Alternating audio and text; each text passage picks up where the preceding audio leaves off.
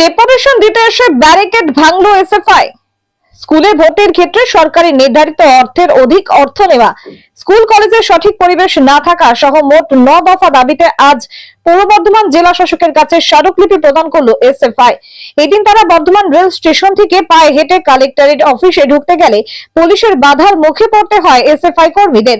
এরপর পুলিশের বাধা অতিক্রম করে প্রথম ব্যারিকেড ভাঙতে সফল হলেও পরের ব্যারিকেড ভাঙতে গেলে পুলিশের কঠোর বাধার মুখে পড়তে হয় এসএফআই কর্মীদের। এরপর তারা রাস্তার উপর বসে বিক্ষোভ দেখাতে থাকেন।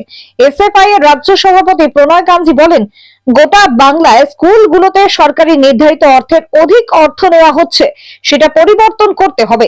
স্কুল কলেজের শিক্ষার পরিবেশ আনতে হবে। প্রণয় কাঞ্জি বলেন, এসএফআই দাবি আদায়ের জন্য ব্যারিকেড ভাঙতে পারে, রাস্তার দাবি রাস্তাতে আদায় করতে হবে বলে জানান প্রণয় কাঞ্জি। পূর্ব বর্ধমান থেকে সঞ্জিত করে রিপোর্ট, বিপি নিউজ পূর্ব বর্ধমান।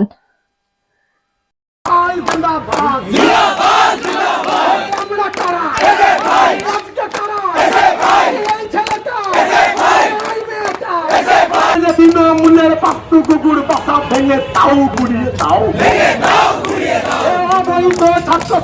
কলেজে কলেজে ছাতার মতো গজিয়ে ওটা ছাত্র সংসদ মানছি না, মানবো না, অবিলম্বে কলেজে কলেজে ইলেকশন করতে হবে।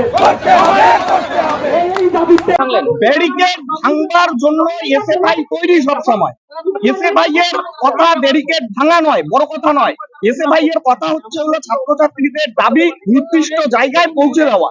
আমরা একটা ব্যারিকেড ভেঙে দেখিয়ে দিয়েছি, পুলিশ প্রশাসনকে বোঝাতে চেয়েছি যে এসএফআই চাইলে ওই ডিএম অফিসের ভিতর পর্যন্ত পৌঁছতে পারবে, কিন্তু আমরা সেই বিশৃঙ্খলা চাচ্ছি না।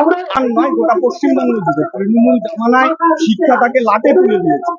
বর্ধমানের একদম গ্রামীণ ক্যাম্পাস থেকে শুরু করে, ওখান থেকে লড়াই শুরু করে বিশ্ববিদ্যালয় পর্যন্ত লড়াই এসএফআই দীর্ঘদিন যাবৎ করে আসছে, ভবিষ্যতেও করবে। মমতা ব্যানার্জি টিকে আছে পুলিশ প্রশাসনের উপর। পুলিশ আছে তাই মমতা ব্যানার্জি আছে।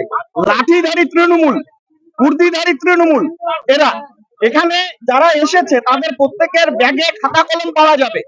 বোমা বারুদের কোনো কারবার এখানে নেই।